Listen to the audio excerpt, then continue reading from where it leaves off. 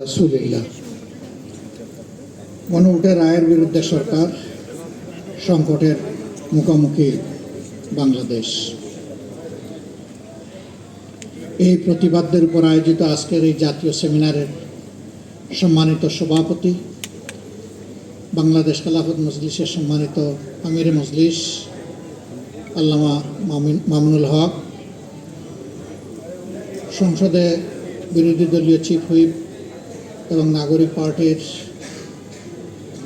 আহ্বায়ক জনাব নাহিদ ইসলাম এমপি, এলডিপির সম্মানিত চেয়ারম্যান, বর্ষিয়ান রাজনীতিবিদ এবং আমার ধারণা মতে বাংলাদেশের রাজনীতিতে সবচেয়ে সিনিয়র অভিজ্ঞ ব্যক্তি জনাব ডক্টর কর্নেল অলি আহমদ বীর বিক্রম, সংগ্রামী নির্যাতিত মজলুম সম্পাদক জনাব মাহমুদুর রহমান, নাগরিক সমাজের অন্যান্য গুরুত্বপূর্ণ ব্যক্তিবর্গ, মঞ্চে উপবিষ্ট শীর্ষ নেতৃবৃন্দ, সুধীমণ্ডলী, সাংবাদিক বন্ধুগণ, একজন বক্তা এখানে বলেছিলেন যে সিদ্ধান্ত কোথার থেকে হয়, কে কথা বলে, কার পক্ষে কথা বলে, এগুলো তো কিছুই আমরা বুঝতে পারছি না। আমি জাস্ট একটা ছোট্ট গল্প আপনাদেরকে শোনাতে চাই। এখন যেভাবে এসি আছে, ফ্যান ঘুরে, একসময় ওইরকম বিজলি বাতি জ্বলতো না, ফ্যান ঘুরতো না, এসি চলতো না। সেই সময়টা ছিল দড়ি টানা, মাথার উপরে লাল এবং সবুজ রঙের কাপড় দিয়ে এক ধরনের পাখা তৈরি করে বিভিন্ন অফিসে টানা হতো। এক বিচারক তিনি একটা হত্যা মামলার রায় দিতে গিয়ে বললেন, আসামির বিরুদ্ধে সন্দেহাতীতভাবে মামলা প্রমাণিত হয়, তাকে মৃত্যুদণ্ড দেওয়া হলো। তখন তো আসামির পক্ষের মুখ কালো হয়ে আসছে। একটু সময় পরেই মাথা নেড়ে বললেন, আসামির বিরুদ্ধে সন্দেহাতীতভাবে কোনো প্রমাণ পাওয়া যায়নি বলে তাকে মুক্তি দেওয়া হলো। কারণ একবার বলে যে মৃত্যুদণ্ড, আবার বলে মুক্তি, এরকম 3-4 বার বলার পরে পেশকার বলল, স্যার আপনি তো পরস্পর বিরোধী রায় বলেই যাচ্ছেন, আমি কি করবো, দোষটা কি আমার? সবসময় দেখি হয় লালটা নাচে, না হয় সবুজটা নাচে, আজকে দুইটা নাচে কেন? তার মানে ওই পিছন থেকে যে রশি দিয়ে টানাটানি করতেছে, ওখানে রশি পেশ খেয়ে গেছে। এই জন্য লাল এবং সবুজ দুইটাই কিন্তু নাড়াচাড়া হচ্ছে। আমাদের দেশে বিশেষ করে পার্লামেন্টে যাদের নাড়াচাড়া দেখেন, প্রশ্ন আসে কে দড়ি টানে? সেই দড়িটা কোথার থেকে টান দেওয়া হয়? জাতি বুঝে। আপনারা বুঝেন না? আজকে আলোচনা এখানে এসেছে যে ওই ঘুড়ির নাটাইটা কোথায়, ওখান থেকেই এটা নাড়াচাড়া করা হচ্ছে। এই জন্য অস্থিরতা। এক সময় গণভোট হারাম, আরেক সময় না, এটা অর্ধেক হালাল। এক সময় একই অর্ডারের গুস্ত হালাল, কিন্তু শুরুয়াটা, জুলটা তার হারাম। আমরা এটা পার্লামেন্টেও বলেছি। হ্যাঁ, আপনারা দেখেছেন আমাদের কণ্ঠ দমিয়ে দেওয়ার চেষ্টা করা হয়েছে, আমরাও সমানতালে চালিয়েছি আলহামদুলিল্লাহ। সুযোগ পাই না পাই আমরা কণ্ঠ বন্ধ করিনি, কারণ জনগণ আমাদেরকে তো তাদের অধিকারের পক্ষে কথা বলতে সেখানে পাঠিয়েছে। মুখ বন্ধ করে, আমাকে বিশেষ করে মুখ বন্ধ করে সুপার গ্লু দিয়ে ওখানে বসার জন্য জনগণ আমাকে পাঠায়নি। জনগণ আমাকে পাঠায়নি যে আমার ছবিটা সংসদ টিভি এবং বিটিভিতে উঠবে আর সারা দুনিয়া দেখবে। জনগণ পাঠিয়েছে আমি কি বলি সেটা জনগণ শুনতে চায়। আমার সহকর্মীরা, সহযোদ্ধারা, বিরোধী দলের এমপিরা জনগণের অধিকারের পক্ষে কি করে সেটা জনগণ দেখতে চায়। আমরা আপনাদেরকে কথা দিচ্ছি, আমরা সংসদে যাওয়ার আগেই বলেছি এই সংসদের বিভিন্ন ধরনের সুবিধা নেওয়ার জন্য আমরা এখানে যাচ্ছি। অনেক সুবিধা আছে, স্বেচ্ছায় অবলীলায় ছেড়ে দেব, নিবই না। যেটা না নিয়ে পারবো না সেইটা নেব, বাধ্য হবো যেটাতে। অবৈধ কোনো দিকে আমাদের চোখ এবং হাত যাবে না। আমরা এখনো আলহামদুলিল্লাহ এটার উপরে আছি। কিন্তু এই 24-এর গণবিপ্লব, গণ অভ্যুত্থান যেটাই বলেন, এখানে শুধু শিক্ষিত ছাত্ররা আর আমাদের মতো রাজনীতিবিদরা এই আন্দোলন করে নাই, জীবন দেয় নাই। আপনাদের দুয়ে মাহবুদের মেহরবানি 1400-র মধ্যে মিনিমাম 1200 শহীদের বাড়িতে আমার ব্যক্তিগতভাবে যাওয়ার সুযোগ হয়েছে। আমি সজ্ঞানে সাক্ষ্য দিচ্ছি, এবং আমাদের 12 ভলিউমের এই শহীদদের স্মৃতিচারণ বই হয়তো অনেকের কাছে আছে, হয়তো নাই। আমাদের ওয়েবসাইটে সব কিছু আছে, মৌলিক 3টা ভাষাই আছে। যারা চাইবেন তারা সেখানে যেতে পারেন। যারা দুনিয়া থেকে বিদায় নিয়েছে শহীদ হয়ে, তাদের 62 ভাগ শ্রমিক। তারা কি কৌটার বৈষম্যের বিরুদ্ধে নেমেছিল? কৌটার বৈষম্যের বিরুদ্ধে নেমেছিল আমাদের যুব সমাজ, ছাত্র সমাজ। তারা নেমেছিল ফ্যাসিবাদের বিরুদ্ধে। তারা নেমেছিল একটা পরিবর্তনের আকাঙ্ক্ষা নিয়ে। তারা গুণে ধরা রাজনীতির হাত বদলের জন্য জীবন দিতে রাস্তায় নামে নাই।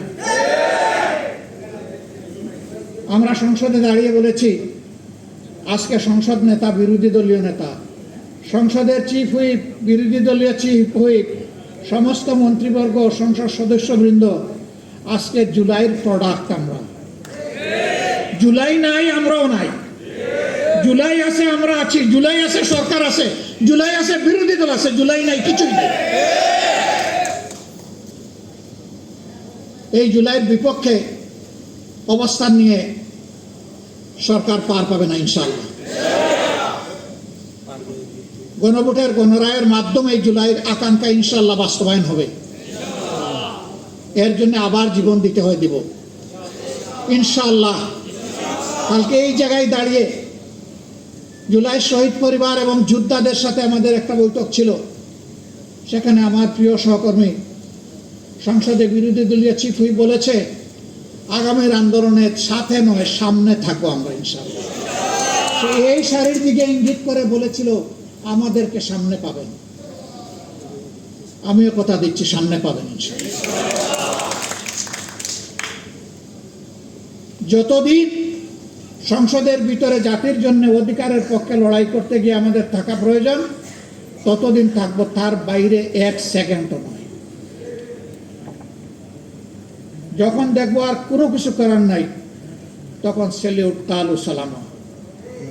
এ সংসদ আপাতত তোমাকে সালাম দিয়ে চলে গেল, কিন্তু এর আগে এই সংসদের জমিদারিও কারো মানব না এবং কারো কাছে বন্ধকও দেব না। অনেকে বলছেন আন্দোলন শুরু করতে হবে, এটা কি? এটাও আন্দোলনের অংশ। যেদিন আমরা নোটিশ মুভ করেছিলাম যে সংস্কার পরিষদের সভা আহ্বান করতে হবে, আলোচনার পর যখন 2/3 মেজরিটির গরম গায়ের কারণে, আমাদের গায়ের জোরে এটাকে নাকচ করে দেওয়া হলো, আমরা সেদিন সংসদ থেকে বের হয়ে এসেছিলাম। এসে বলেছিলাম, জনগণের রায় নিয়ে, রায় বাস্তবায়নের জন্য এখানে এসেছিলাম। অন্যায়ভাবে এই রায়কে পদদলিত করা হয়েছে। এখন জনগণের রায় নিয়ে আবার জনগণের পার্লামেন্টে আমরা চলে যাচ্ছি। এরপরে আপনারা দেখেছেন, এর প্রতিবাদে বিক্ষোভ সভা হয়েছে, মিছিল হয়েছে। সারা দেশে এখন আন্দোলন চলছে। শুরু হবে কি? শুরু তো হয়েই গেছে। এখন তিলে তিলে সেই আন্দোলনকে সফলতার দিকে নিয়ে যেতে হবে ইনশাআল্লাহ। এই আন্দোলন ন্যায্য আন্দোলন। এই আন্দোলন কোনো সুবিধাবাদী আন্দোলন নয়, ক্ষমতার হালুয়া রুটির ভাগ বাটোয়ারার জন্য নয়। এই আন্দোলন 70 ভাগ মানুষের রায়ের প্রতি সম্মান দেখিয়ে, শহীদদের রক্তের সাথে আমাদের ওয়াদা বাস্তবায়ন করার জন্যে, জুলাই যোদ্ধাদের আকাঙ্ক্ষা পূরণ করার জন্যে এই আন্দোলন ইনশাআল্লাহ সফলতার প্রান্ত সীমায় গিয়ে থাকবে, এর আগে নয়। এবং সেই আন্দোলনের সফলতা নিয়ে আমরা গড়ে ফিরব। আপনারা শুধু পাশে থাকবেন। দেশবাসী, এই আন্দোলন আমার জন্য, আপনাদের জন্য, সবার জন্য। আমরা আমাদের সন্তানদেরকে কারো গোলাম বানাতে চাই না, এবং কারো পারিবারিক রাজতন্ত্র বাংলাদেশে চলবে জাতির উপর ফ্যাসিজম হিসাবে, তাও আমরা বরদাস্ত করব না। রাজনীতির এই দুষ্ট চক্র ভেঙে দিতে হবে। একজনের বদলে আরেকজনের প্রশংসায় সংসদের 1/3 সময় ব্যয় হবে, এটা আর আমরা শুনতেও চাই না, দেখতেও চাই না। প্রশংসা হবে জনগণের, সংসদের ভিতরে কথা হবে জনগণের সমস্যা নিয়ে, সেখানে বসে খোলা মনে সমাধান বের হয়ে আসতে হবে। এইটাকে বাদ দিয়ে অন্য কোনো কিছুর চর্চা হোক সংগঠনের সংসদের ভিতরে, আমরা এটা চাই না। কিন্তু আমরা ফেসিবাদের কালো ছায়া এখন সংসদে দেখতে পাচ্ছি।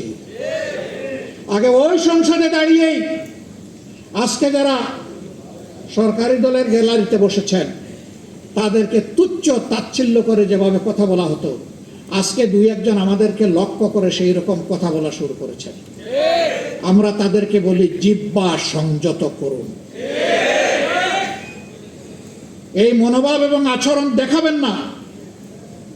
জুলাই যুদ্ধের মধ্য দিয়ে যেই প্রজন্ম, যেই দেশ গড়ে উঠেছে, এই দেশ কারো চক্রাঙ্গানির পরোয়া করে না।